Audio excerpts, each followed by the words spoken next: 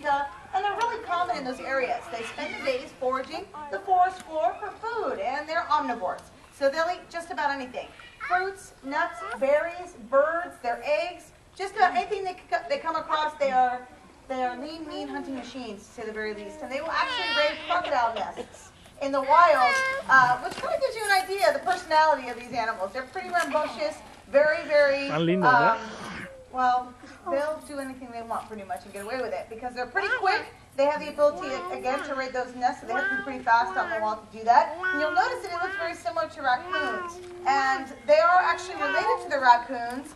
They're a little bit different, though. They're diurnal, which means they're active primarily in the daytime hours, whereas the raccoon is nocturnal. They're active most often in the evening hours. They also have, or share, the rings on the tail. And the rings in the wild are a warning sign. It means to stay away. So in the wild, when you see animals like bees or wasps, those sorts of animals, of course you know to stay away.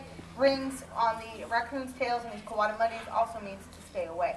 Now, aside from foraging on the forest floor, they can actually use the tree canopies. They're very powerful jumpers and climbers, very acrobatic. He has a little tiny jump. There we go. Give him a nice round of applause.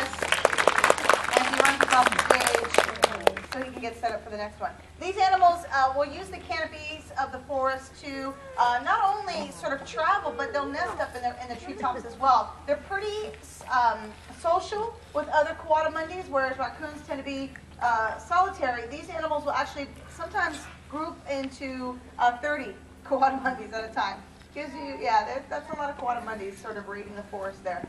Something you'll notice right now is the rear view there. What he's doing is digging in the stage, looking for bugs. Aside from the treats that we give him, he likes to reward himself out here on stage by digging around for different types of worms and beetles and that sort of thing. So Ramsey, a lot of times, will allow him to do that. Sometimes he gets so involved in it that it's kind of hard to keep his attention span out here on stage. Now he's a full-grown adult. He's about 15 pounds. The coati can get almost to 20 pounds. In some cases, he's on the smaller end. He actually came to us on Amnesty Day 2 years ago. Somebody had him as a pet.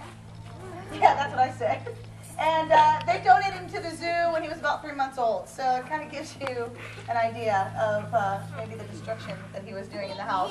And so they donated him here to the zoo. We love working with him, but we can't imagine why anybody would have an animal like this as a pet. Because as cute and cuddly as he may appear, believe me, he can be aggressive, unpredictable. He won't hesitate to bite the hand that feeds him. And so we never recommend having exotic or wild animals as pets because they can be potentially dangerous, even if you do hand raise them. I think we're going to get one last jump from Conan today after he finished off that grape there. One of his favorite treats, grapes and peanuts.